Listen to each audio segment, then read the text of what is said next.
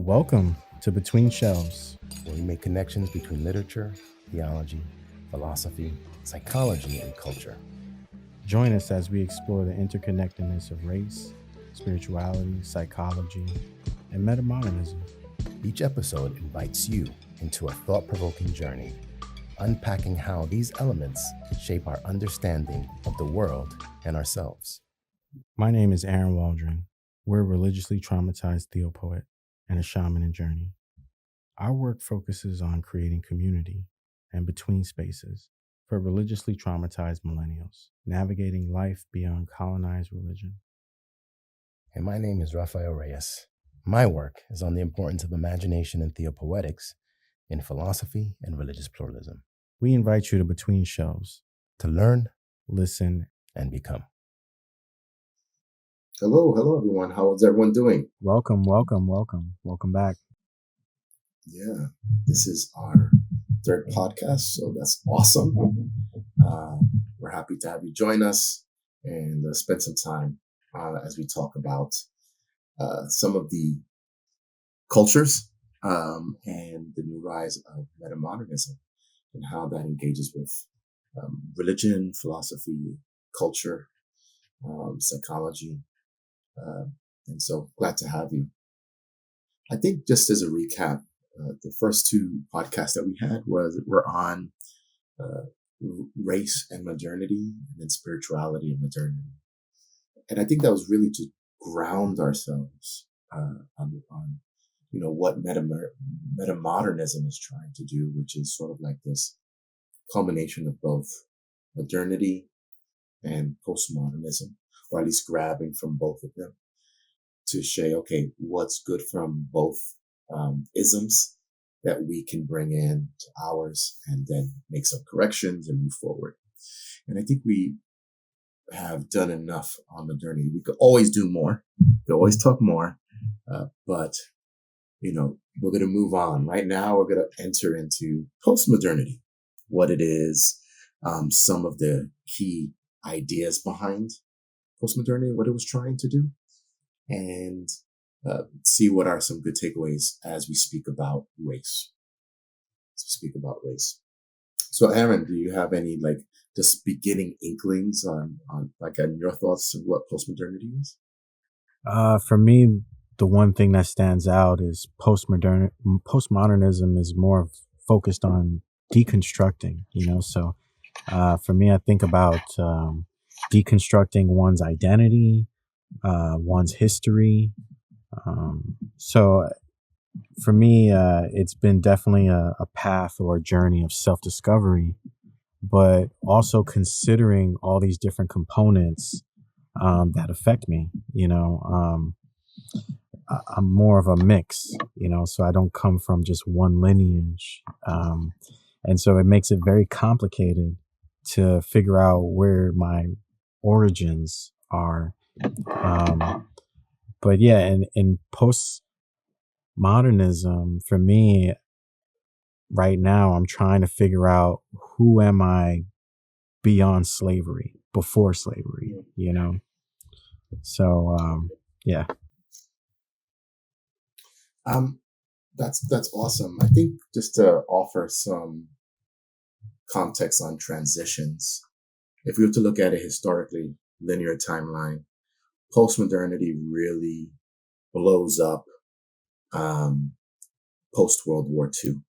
In World War II, all of the horrific events and the catastrophes and everything that happened there really started to make a large number of the population really question the idea of truths and grand narratives, meta-narratives, and this modernist thought. And I think with that comes this new array of authors and scholars that really are trying to deal with what is it that we are seeing in society. This is where we get I think this is Sartre and Camus. We're now talking about authors such as Jacques Derrida, Gilles Deleuze, Julia Kristeva, Jacques Lacan, And these authors that are coming out of the French, these are mostly the French authors that I'm familiar with on postmodernity and poststructuralism. But World War II really sort of sets the tone, sort of like, oh my gosh, I thought we were a superpower and we are not. And so it kind of jostled not only the people of the United States, but people all over the world. And really started to question this notion of meta narratives, truth, really bringing in a form of skepticism. And that is what postmodernity is. That's what postmodernism is, really. Postmodernity, I can argue, is sort of like these thoughts and ideas in day-to-day life and the films and all of that stuff. But postmodernism as a way of thinking, is really the key piece here. People are starting to lose faith, if you will, if I can say that. And I think that's where postmodernity gets these key ideas. I had written down some of them.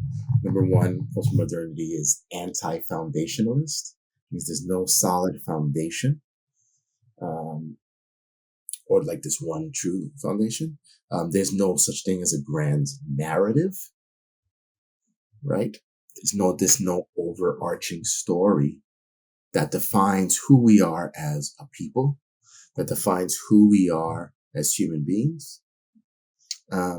There's no essentialism. And this is really important when we start talking about essentialism, because essentialism is where we start talking about identity. But essentialism is those things that are inherent within us that are unchanging. So that if we're Latinos, there's this unchanging property within us that's inherent, that's not brought about by history, but is brought about by something else, right? That essentialness. So there's no essentialism. And there's no determinism, which means all events are predetermined. So postmodernity is sort of really kind of pushing back or smacking in the face, maybe religion and some of the aspects that it's throwing out. It's smacking in the face a little bit of Rome and Greece, which talked about fate. And right, there's these things that are determined. All that nature. So it's doing a lot. Postmodernity it was effective in causing a stir, because now it's starting to kind of really say, everything that we once thought is just not true. And pushing us to say, well, then what is true?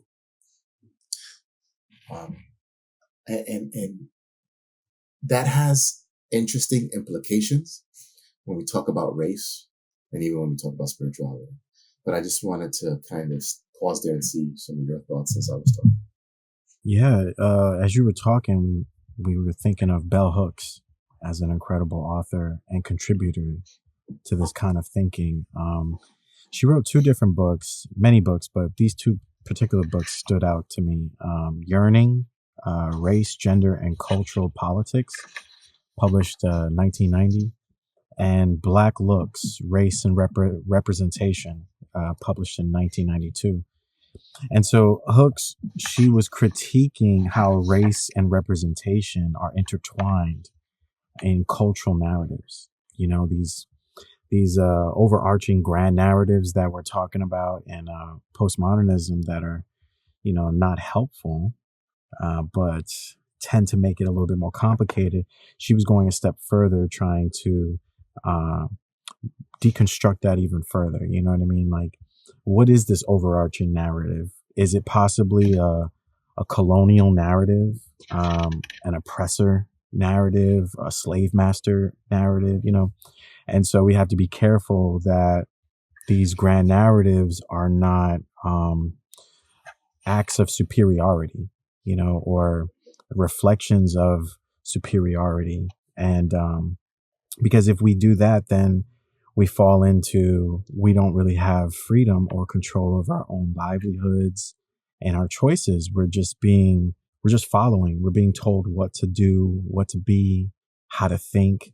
And so Bell Hooks does an incredible job, in my opinion, of trying to navigate race, gender, and culture through these, especially Western world politics and cultural narratives. It's hard to think that your family existed before slavery. That may sound crazy, but how many of us can actually, say that we know that information or know that history or that connection to that time where before colonial and imperialistic powers came and said, you can no longer do those things. You do this now because it's proper, pure, the right way, or it's what God ordained, What are your thoughts? No, that's wonderful. I was also reading Bell Hooks. Bell Hooks is central here when we're looking at postmodernity. She was writing during that time. She actually had an article called Postmodern Blackness.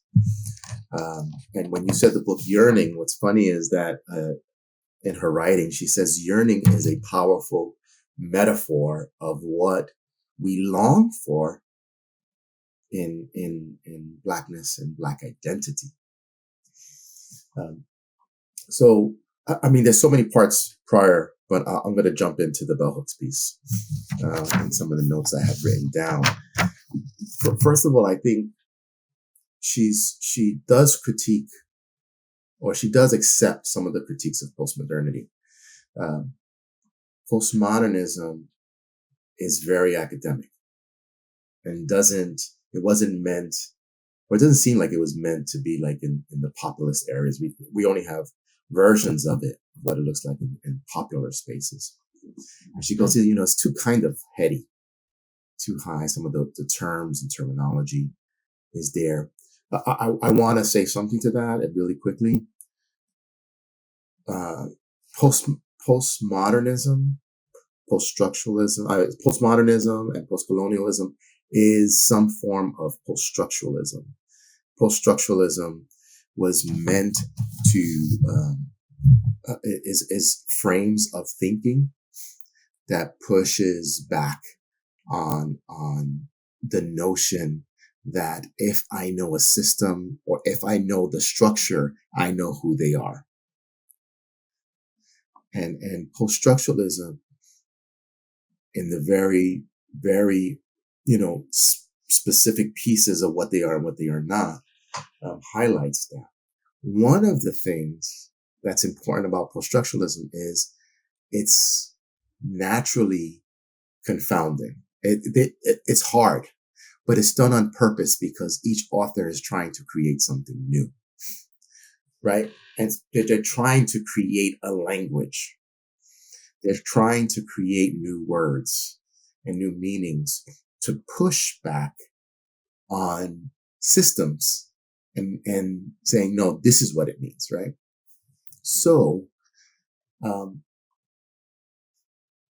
instead of having a system that says, hey, this is what it means, and that's all it means, and then when you speak, that's what you're saying, post-structuralists, postmoderns, postcolonials, and the return to, let's say, maybe the original languages is a smack in the face of modernity and saying, no, you cannot define what is language. You cannot define what I mean or what this meaning is. Important. So important, right? It's a pushback against colonization. It's a pushback against the colonizer. It's a pushback against empire. So it's so important. And I think that's something that I always want to lift up when we look at postmodernity. It's considered a negative in that respect, but in one way, they're really trying to do something. And so what Bell Hooks does is she at least says, okay, that's difficult. I accept that. I accept all those things. I also accept that we need to be careful with postmodernity because it may be able to maintain whiteness in academia. she offers that critique. So important, it could be so academic, it doesn't make sense, right? And it's only spoken of between white academic elites. But she goes, no, we need to be there as well. If they're defining race, we need to be a part of that conversation. And so for her, she goes, there are some valuable takeaways with postmodernity and the way it handles identity. And she says, we were told who we are, right? We're told who we are. And postmodernity says, no, there's that no one can tell you who you are. You construct that. So if we were to take a moment and think about what identity is, we could probably loosely define it as identity is who we are in our essence, right? That's what word's important, that essence, that sort of like that central piece. And that's where we get our values and properties and things of thinking from. Postmodernity says there is no such thing as an essence or an essentialness, but that who we are is based on the relationships we have, the events we've been through, the things we've read, the families we've been in, the context, all of that multifaceted things, our history, make up who we are, and we're constantly changing. So our identity becomes fluid and dynamic and is not fixed. That is so liberating in a sense, because if we're looking at pre-Civil War, when we're looking at the time of slavery, and they look to scripture, and they say, this is you. You are the slave. You are the sinner. You are this. If we look at, let's say, in terms of the Holocaust, and they're creating these experiments to say, because their brain is smaller, they're more or elongated, that makes them dumber, right? And all of these are what we call fixed. These are things that are fixed based on one's biology, right? When we talk about skin color, it's fixed on some values of a meta narrative that will then say, okay, so then this is who you are. You are sinner. You are black. You are slave. And so on and so forth. So postmodernity says none of that. There is no such thing as a meta narrative, number one. And number two, there's no such thing as essentialism. And so if there's no such thing as essentialism, that there's this essence of who you are that maybe comes from the divine, that means you are not slave.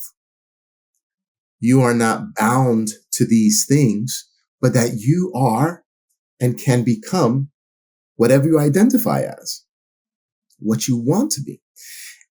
Bell Hooks grabs on that. She goes, man, that's liberating. She does bring a word of caution. She goes, we can argue that it could mean, man, I'm trying to find my identity. Postmodernity says I don't have an identity or a fixed one. What's that? She goes, but no, we shouldn't look at it that way. Well, how we should look at it is like, man, I get to research. I get to see who I am. I get to look at my history, and I get to become what I want to be. That is liberating. That is liberating. And that means we could also be multifaceted. We're not bound by anything. And I'm using bell hooks here, and also there's an article or chapter in a book by an author by the name of Arnold Farr. The chapter is called "The Specter of Race."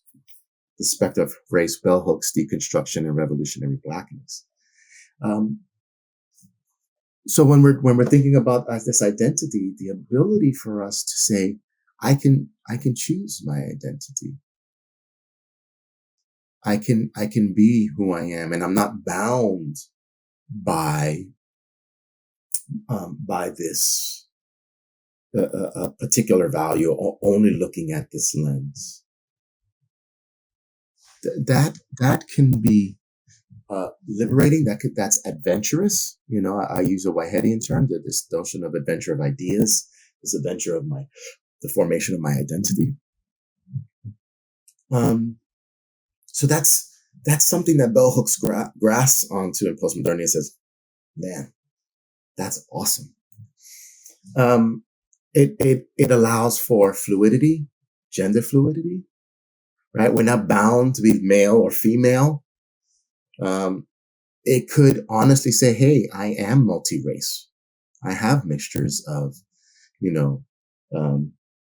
African, Taino, Spain, Turkish, Jewish, and really allows, then that's from looking at it from a biological standpoint, says, I'm dynamic in that sense. My identity is not bound by one location in one space, but I have these other spaces that make up who I am. And really then becomes an argument that I don't even know if I can call myself just this, right? I'm only Puerto Rican. But Puerto Rican is where I'm coming from. That's my history. So I'll hold on to that for a while. There's, and this idea of a decentered subject or the crisis or the identity it was really meant in postmodernity to be freeing and liberating. Unfortunately, it hasn't worked out that way.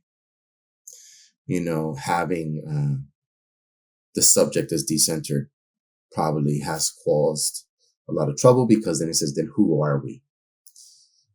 Probably we haven't been taught, well, how do I find myself?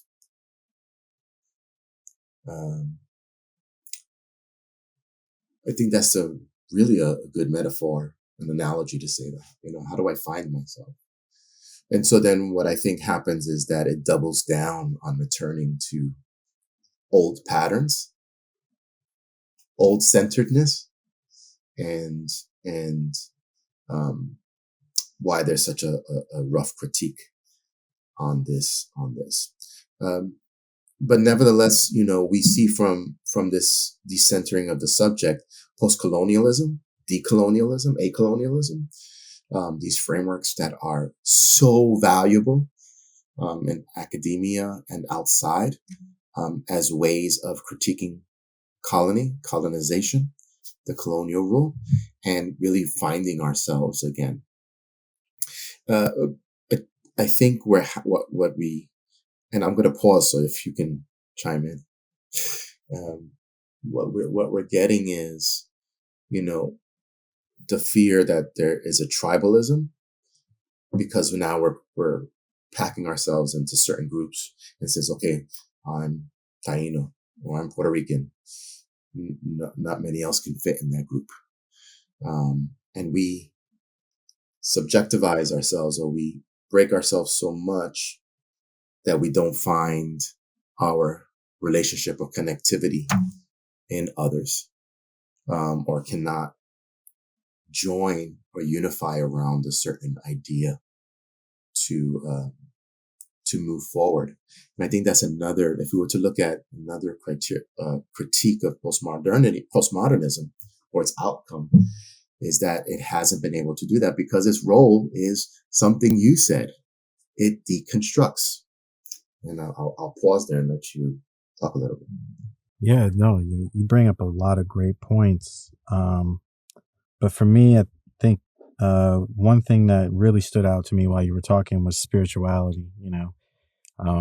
It seems like there's a dimension to this that's spiritual. When we think of postmodernism, we started to see it as shadow work. When someone starts to do this shadow work, in spiritual terms, that's just basically going inward towards yourself or dealing with those darker components of yourself. And then metamodernism is the opportunity or the space post shadow work, like after you've, wrestled with your darker half, after you've gone in the basement and you sort of navigated some things down there with very limited light. You found yourself not afraid of the dark as much, these kind of things spiritually. What do you do after that? Because it seems like when we're in shadow work, or when we're in deconstruction mode, or postmodernism frame of thinking, we're so fixated on the problems, the issues that need our attention. But then when we come upstairs from the basement, or we come into the light, back into the mundane, the world amongst other people, what exactly do we do? How do we operate? How do we think then? How do we engage? What is sacred now?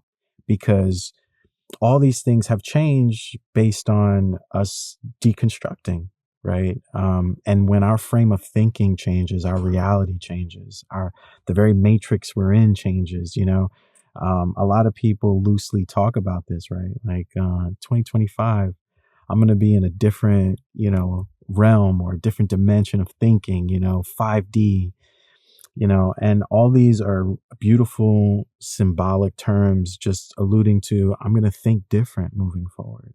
I know things now that are different. I'm going to move different. I'm going to engage differently. I'm going to love differently. And that includes ourselves. I know for me personally, 2025, we are definitely further advancing, learning how to love ourselves, and what that looks like. Because we're not always beautiful, like there's elements to us that are ugly, but even in that ugliness, that sacredness there, spiritually speaking, like that's us, and we got to deal with that part. Yeah, we can deconstruct it, but after that, how do we rebuild it? How do we put it back into a new form that suits us or serves us better, So yeah, when you were saying not bound, that was a powerful term, to not be bound, but to think that even languages bound us, right? I'm always going back and forth. You brought up Taino and being Boricua and Puerto Rican. We have some of that in us, but at the same time, we struggle personally with the language, the language. We struggle with the people that say, you should know the language better, and there's a part of me that's like, I hear you, but the language is the reason why you can't see past yourself or see others in a loving light, not to say that the language makes us bad people, but the language just puts blinders on, if you could see it that way, where we don't see other people and we don't see how they're in pain in a similar way, or they're dealing with similar challenges. So for me, I'm always considering languages, but how much am I going to invest in that language so that I don't even get blinded, Hey there, listeners. Dr. Waldron here. If you're enjoying the deep dives in today's conversation, we've got something that might interest you. Throughout this podcast, we mention a variety of books that align with various themes, concepts, ideas, as well as Theopoetic, symbolism. Whether we're talking about metamodernism, psychology, spirituality, film, or even philosophy. By using the Amazon affiliate links we've provided in the episode description, not only can you get your hands on these books quickly and easily, but you'll also be supporting this podcast project at no extra cost to you. It's simple. It's a really simple way to show your support and help us continue bringing thoughtful, enriching content your way. So the next time you're curious about a book we discuss, click the link in the show notes or in the description. And thank you for helping us keep this journey going. With that said, let's get back to the dialogue. That's an interesting part because I think post-structuralism language is important. It's not the all end all of things, but there is a lot of emphasis on language, because in languages is how you understand the structure and see how you break from it. And then they can take from other languages and play. I think that if I were to answer that in a postmodern way, I think one of the metaphors of postmodernity is playfulness and creativity. And I think part of the task of any artist who creates, whether they be a scholar writing in culture, philosophy, religion, no matter what, their goal is to create. And they take language of old and they take the language of new and kind of join them together. When we're looking at the need of to know the language of the old, is really to know the history. I always think that that's history. We need to know history. There's no doubt about it. I think knowing our history and knowing the way the language is allows us to be empathetic to it. However, here's the second part. I think, and this is what the decentered subject realizes: I'm a relational being, and that means that the other has to also recognize the new language and say there's something powerful there. There's this growth out of it, and so there's that reciprocity and that relational component that says, okay, you might not know the language, let me teach you the language. That's powerful. I think that's where we get into the spiritual of things and the ability postmodernity has. It's, I would say the modern framework or the modern way of doing things was there's a universal piece, you have to learn it.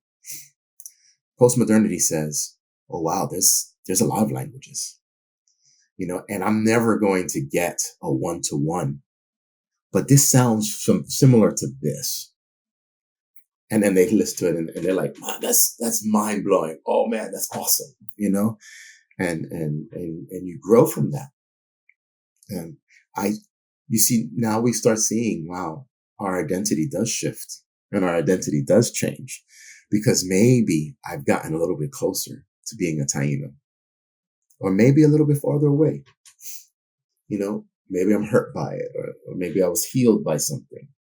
Maybe I took on a metaphor or an analogy that someone told me, maybe from a story from an African proverb, that changes my identity of who I am in some ways.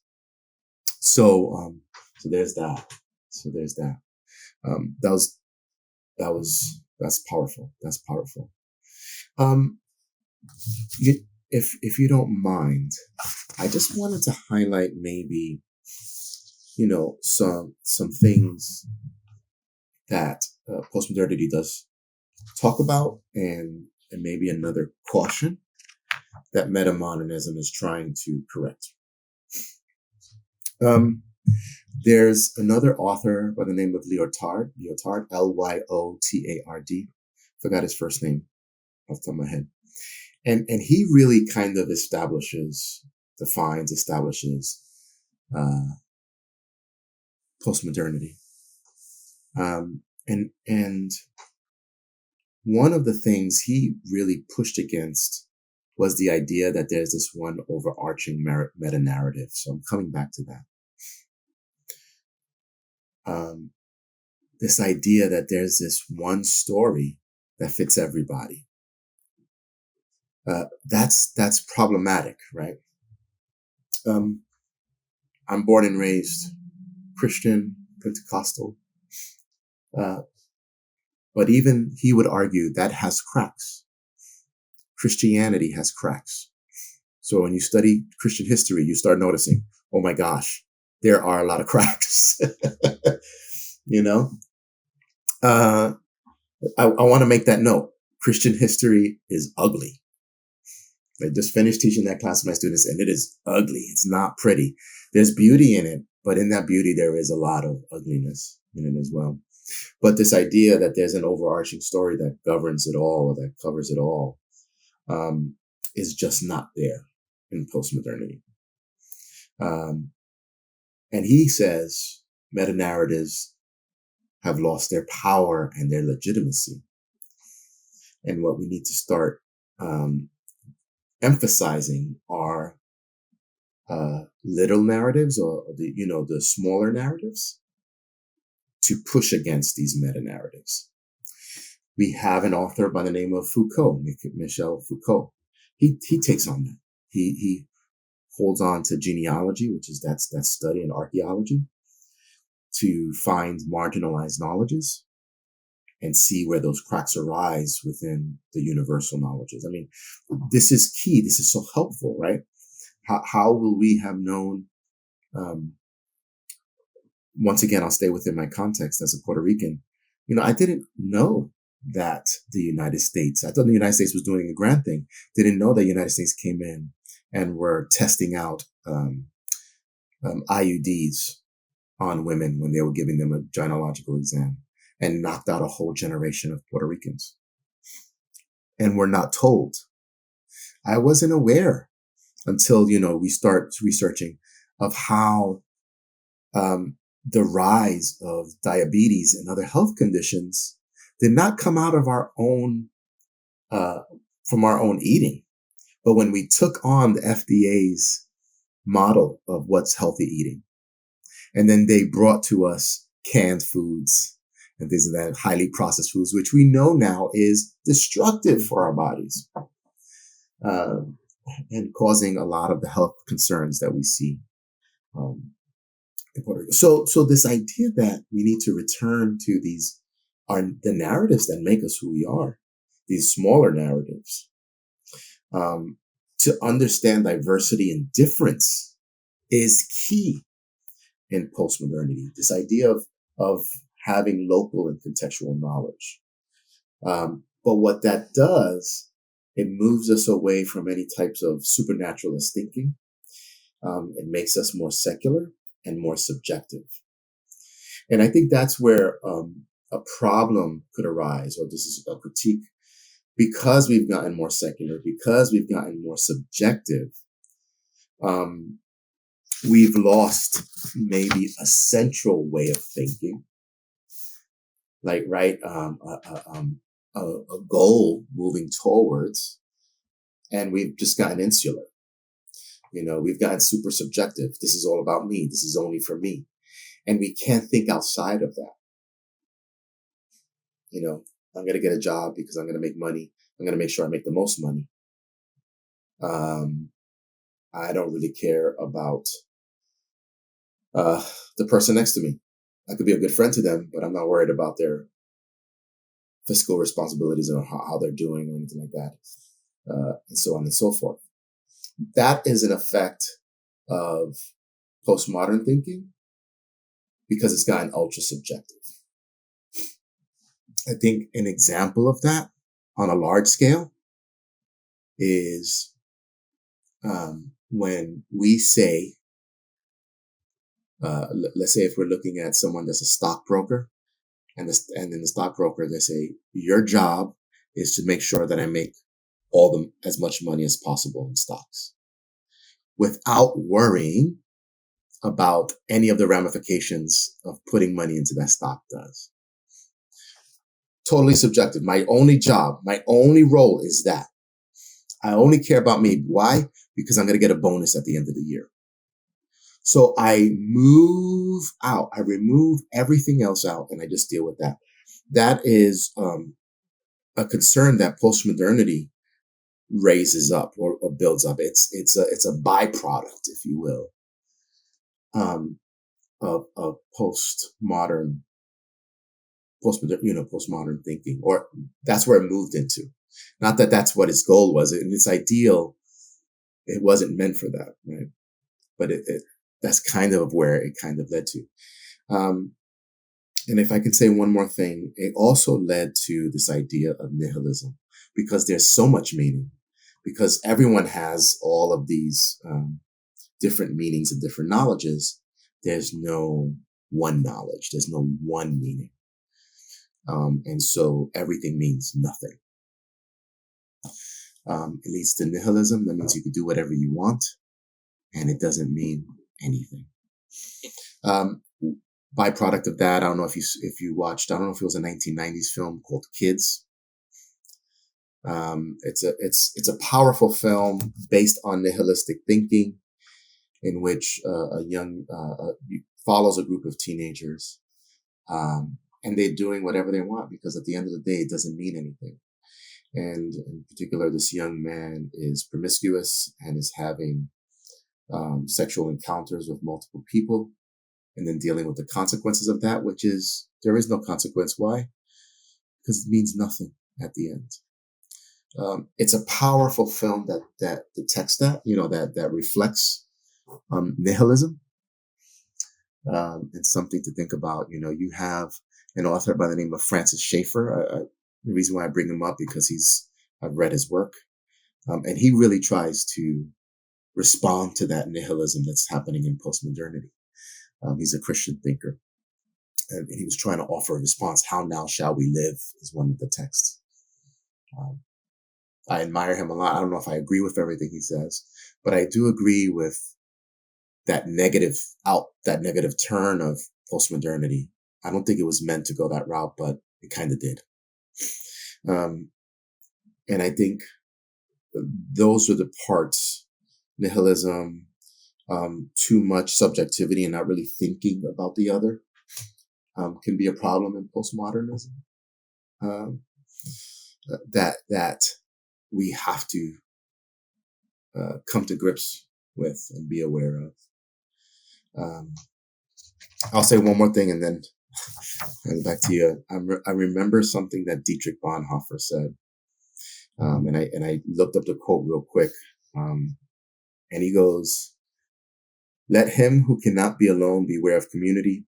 Let him who is not in community beware of being alone. Each by itself has profound perils and pitfalls. One who wants fellowship without solitude plunges into the void of words and feelings, and the one who seeks solitude without fellowship perishes in the abyss of vanity, self-infatuation, and despair." And that's from his book, Life Together. And I think, postmodernity in some sense kind of missed that mark there in the way it traveled. It got too subjective when it should have been, I'm liberating identity. But I still need to engage with community. I still need to do sort of like that, what we see in the Matrix film, that community that forms when one realizes who they are. But it's not going to be that same structure that happens within the Matrix, right? Hierarchical structures, but this more socialized order that happens there. And brings in a word that I think you like, which is the word trust. So you might want to talk a bit about that. Yeah, trust is definitely a very interesting term, especially in our last part of the dialogue, last episode. We were talking about spirituality and modernity. Yeah. We were talking about spirituality and modernity, and we were talking about this thing of predictability you mentioned, which is still echoing in the dialogue. And we feel like predictability is connected, quantumly entangled even to this term or this word trust, right? So I think that's very interesting. Please, you want to add something? I guess a question. You mean the word predictability and the fact that trust is unpredictable, right? Yes. Okay. Yes, sorry for that. So to clarify, we were talking about predictability in the sense of the colonizer is in the focus of predicting things or predictable things. They want predictable outcomes. But when we start to see like this more spiritual, kind of individual, self-awakening kind of method, you start to see that you're stepping further into the unpredictable. And that's where spirituality and faith kind of swim together, And so we start to develop this new sense of what is faith beyond predictability. And to tie it in, we come from Christianity, and Christianity, there's a lot of predictability to that. We have calendars, and we have structures and timelines and rituals, and all this stuff is predictable. Every year, there's Christmas and the celebration of the birth of Christ. This is a predictable ritual, a predictable feeling, a predictable time of the year. So there's like this complex, multifaceted event going on, right? And you have an opportunity now. Well, Empire has an opportunity that they capitalize on. And they say, if you are going to participate in this like clockwork on a predictable pattern, then we might as well capitalize and sell things and profit from the people, because they're in the mood, they're in the feeling, they're in the mindset of this particular thing. And so when we're talking about trust, right?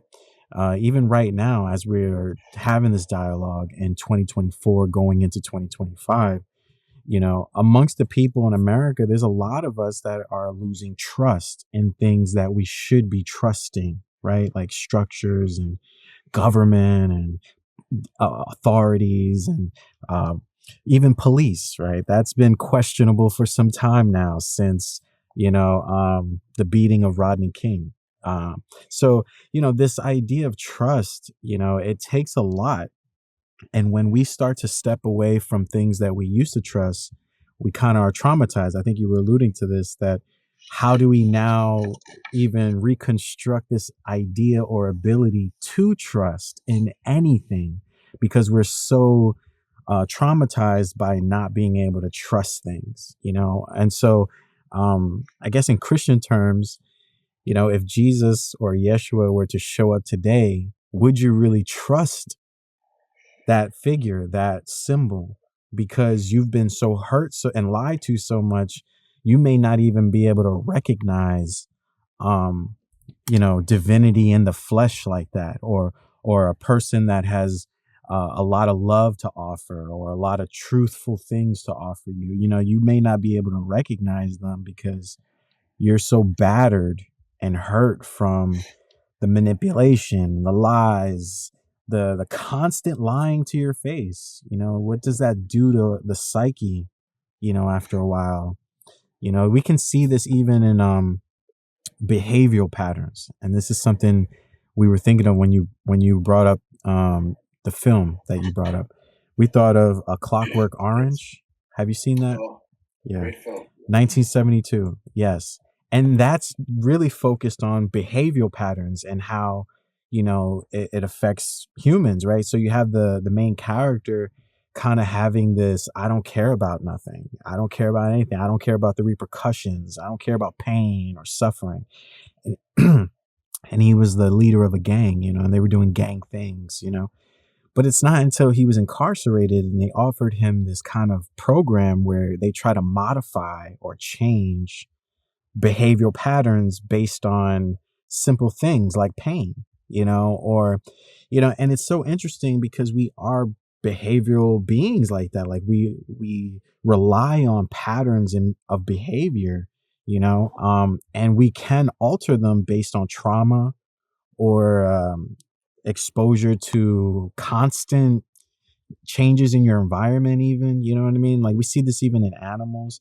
So it's really interesting for me, to think about it in the sense of, what do you trust, and how does one even begin to trust themselves if the systems prior never prompted us to even begin thinking that we could trust ourselves, because it was really focused on us trusting them, What do you think? No, there's tons of things that I'm thinking about as you were engaging. I think number one, you mentioned an interesting point when we're talking about trust. We lose our trust, right? Because we've been traumatized. Let's say within religion, we don't know what to think anymore. And Derrida, Jacques Derrida, talks about something similar to that. And he goes, the difference between the Messiah and the Messianic. He goes, we can be so we can always be looking for a Messiah and missed out on the Messianic. We're always looking for this. It has to look like this. When what we should be doing is saying, no, here are probably some of the principles of what the Messianic would look like, which then borders on trust.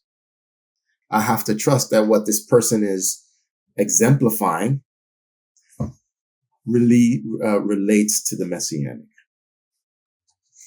rather than it being a white man coming in with a Cadillac, or these days it would be a Tesla, coming in and doing stuff. And so he says it's that Messianic that we should be looking for, and not that Messiah. He shouldn't look like us, the one to bring hope and restoration. If so, it's always look Messianic. So I was sharing that. I think another part of trust, and you're alluding to it very much. Trust is something that is not in ourselves. It's not subjective. It's actually letting go of everything of ours and saying, I gotta trust you that you're going to say what you're going to do. Catherine Keller kind of talks about that in her work, in one of her systematic theology books, but she uses the term fuzzy logic. It's truey, but it's not like really true.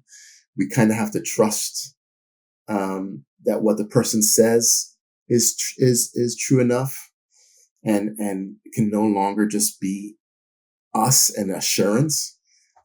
You kind of do have to take it on faith. You have that kind of piece. When we're looking at the Matrix, when they are in the society that they're in, and they have to trust one another to do the work that they need to do. I'm here creating rockets to fight against, the robots, and this group is preparing to do this, and this group is preparing the food, and we trust in one another. There's actually even a trust in machines in the Matrix, that they're doing water reclamation and water filtration.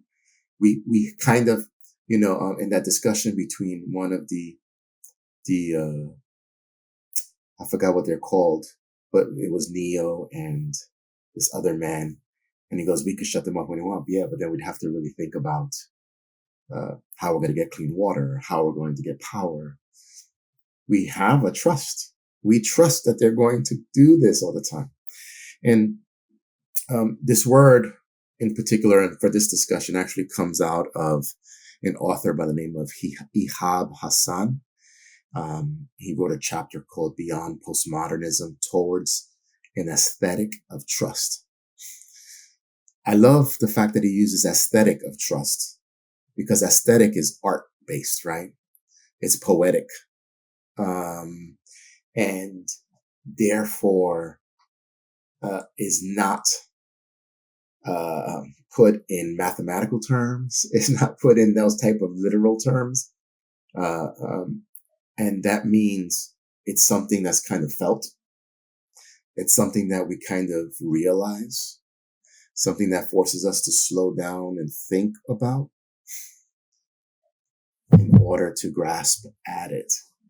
It means we have to wait, right? We've got to wait for the other if we're going to trust on them. All of those pieces. So it's an aesthetics. It contains all those components.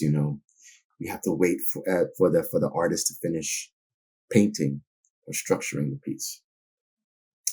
And all those components. So I say that there's some beauty that comes out of postmodernity, and we have some beautiful authors that come out of postmodernity, but it's not without its risks, and it's not without some of the realities of what came out of it, which was there was a form of nihilism in which, we have so many meanings that we don't have this one central one that we can surround and join in.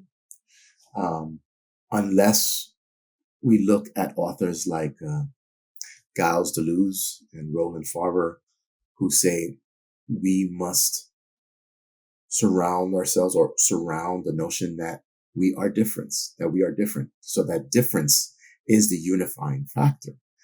And we can go from there. But still, we have to deal with, well, how do we talk about that when we're in a political space? How do we talk about that in any of these other venues, right? Difference isn't enough, maybe. What does difference look like when we have like a food scarcity?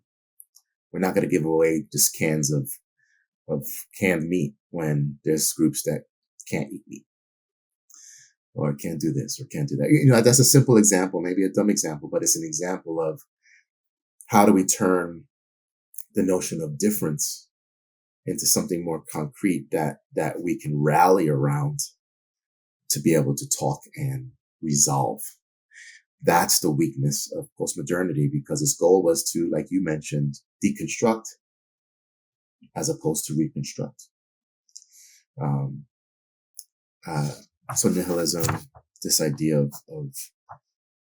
they don't, there's no way of thinking about how to reconstruct things, because I don't think that's postmodernity's or poststructuralism's job. This idea of the crisis of identity in crisis, you know, it allows for freedom and there's a liberation of it, but maybe doesn't provide a guide as to, well, how does one find identity? Because its goal is to free oneself, to reveal some of the power structures, some of the hidden meanings behind certain things, so that you can become aware and be like, well, screw that, I don't want that. But it never tells you, well, what should you look for? And things of that nature. And I think that is where there's there's that aspect of postmodernity or poststructuralism that now we're moving beyond. That. If I can just say one more thing, I know I've been taking so much of the time. You know, in the book, there's a book called Supplanting the Postmodern. There were actually 8 different terms of what comes after postmodernity, of which metamodernity seems to be holding on. But there was hypermodernism, performatism, automodernism, renewalism, altermodernism, digimodernism. But right now, what's holding is metamodernism. So I just wanted to make that note. Yeah, that opens up a whole nother can of worms. Thank you, though. But oh wow, when you were talking, we were thinking of, maybe for our listeners that are still in religion and, you know, trying to maybe navigate a little bit beyond, using these analogies out of the Bible, right? A simple one such as the Exodus, right? And this myth or this story, this sacred text, has been in the background of our dialogue today. And you can see it in the sense, or in the framework of, while the Jews or the Israelites were in Egypt, they were going through a process of postmodernism. They were deconstructing, trying to point out what's wrong and what needs to change. And then the part of the story where Moses, as a critical leadership figure, comes into play is then, in this crisis, an opportunity arises where you can now, you know, rebuild, reconstruct, but it's going to be out in the desert. And then this notion of the promised land. For a while, we were looking at it, looking at the surface level of this term, but it seems after having this dialogue, there's another layer to this term, the promised land. It's actually not predictable, even though it's using the word promise, which can be kind of confusing. You think something that's promised to you is predictable, expected, right? Guaranteed. But this promised land actually wasn't a destination, but actually a metaphor to an ongoing process, right? Striving to find something that's always better and sacred and more divine. And it seems like it was further away from the centralization of society, like Egypt at the time, was a central hotspot, bringing all these people together, whether they wanted to or not, right? The centralizing of people we see when it goes too far, right? It's harmful. But then there's an aspect that's not too far of centralizing that brings us together, like gatherings and families, stuff like that. But when we see it on these larger levels of society, we have stories like this, testimonies, myths that remind us that, uh, you know, sometimes we have to step into the unpredictable in order to appreciate the things that were predictable. Um, and at the same time, push us to think beyond what we're given. Like Egypt said, you guys are just slaves. You'll always be slaves. And then Moses comes in and gives them an opportunity to say, you're more than just a slave. Better yet, you're a child of God. That's how beautiful and loving and powerful you are. And that's how much you're loved. Even though you've been in this state of slavery and you think that because the Egyptians would remind you with their language and their rhetoric that you're beneath them, in actuality, there is no hierarchy. We're all from this source, this God. And so the myth, you can see, we can deconstruct it and then reconstruct it in a way that helps us see this phase or this process of transitioning from postmodernism to even metamodernism in a way of thinking. You know what I mean? What did you think of that? That's awesome. That's awesome. No, I love it. I love it. You actually got me thinking about another scripture verse, and so I was just holding. I was like, I'm gonna wait because I like this this analogy and this way of using that particular text to talk about how we move from a modern to a postmodern, then to a metamodern, right? Because you have a way of saying, here's this overarching way of thinking and breaking away from it because we have God working in and through Moses. But there is this postmodern feel of who are we in the midst of that wilderness that you're speaking of, right? And there is an identity crisis there. This return to Baal as a past way of thinking, right? And then in the wilderness, what's beautiful about wilderness, if we look at it from a myth perspective, as you were saying, is that wilderness usually is symbolic of that journey. That journeying, sort of like using the imagination, using that space to kind of really think through and struggle with what we're struggling with. And in one essence, you can say it was a struggle of identity. Who are we as a people? Who will we hold on to? How will we establish our faith and trust? It is there that they slowly build the 12 tribes, where they have an altar, and they do that. So they move and they become and they form identity there. You can sort of say that has the inklings of a meta-modernity, a different people, different brothers, and yet still gathered and rallying around this one divine being, this encounter. And so there's beauty in that. That's a powerful component there. If I can throw one at you, I was looking at Luke 18, verses 35 through 43, and it's the blind beggar who receives sight. Why do I like that one so much? I think that's very postmodern in this one aspect. The blind beggar, in his social context, he's blind. So we know once you're blind, guess what? There's only one thing you can do for the rest of your life. It's to beg. That, though, was placed upon him by society. So who is the one that is defining the value of a blind person? Well, it's societally. The society is saying, you're blind, you're a beggar. That's the best you can do. And that's time in and time out, all that can be done. He has no say in that.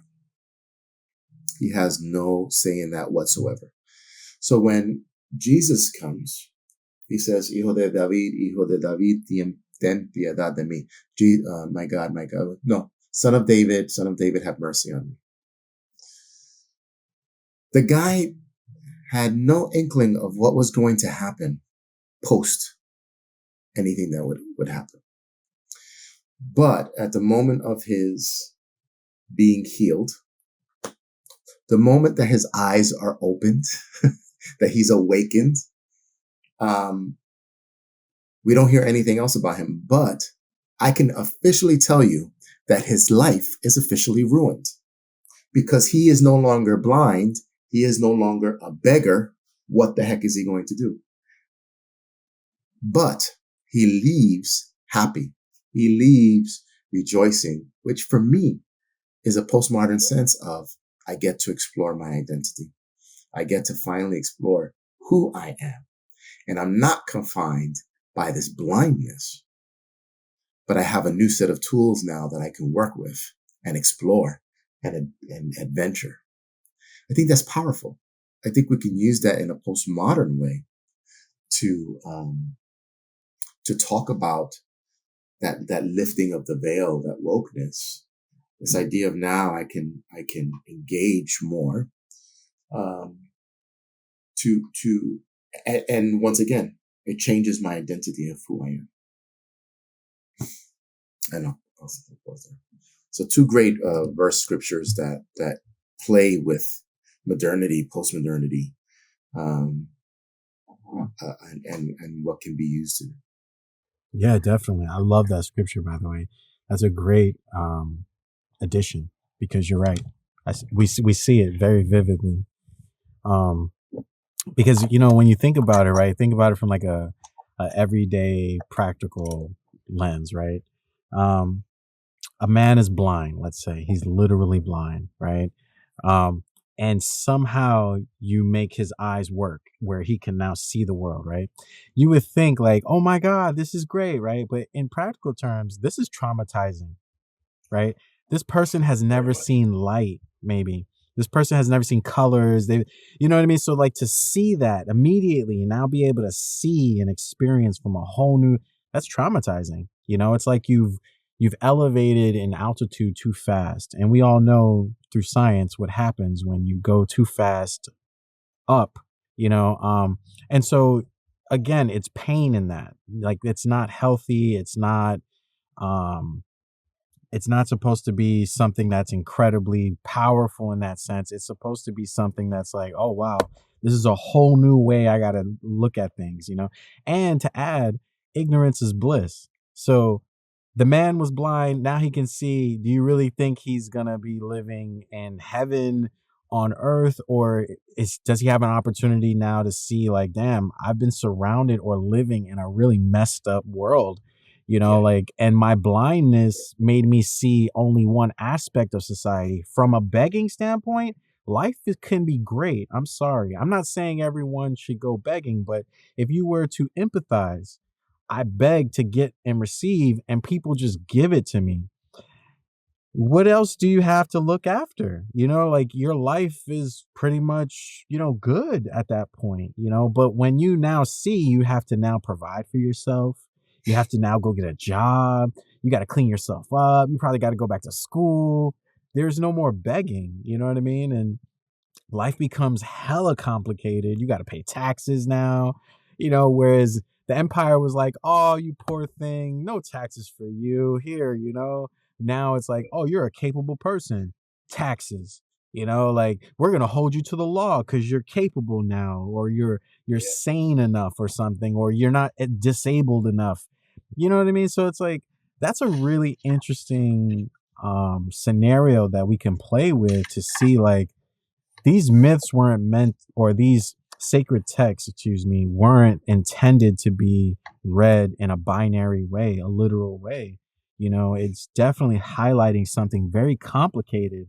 But how do you express complicated things to people that perhaps don't have a high education or something, or they have a very mediocre average education, public education? And we all know through research that's just enough so that you can abide by the rules. It's not really enough for you to choose for yourself or think for yourself. It's just enough so that you can follow the rules. You know what I'm saying? But yeah, beautiful scripture. Thank you for bringing that up. I think that I think what we're seeing in both modernity and postmodernity, there's so much beauty in these frameworks of thinking, but they're not without their problems.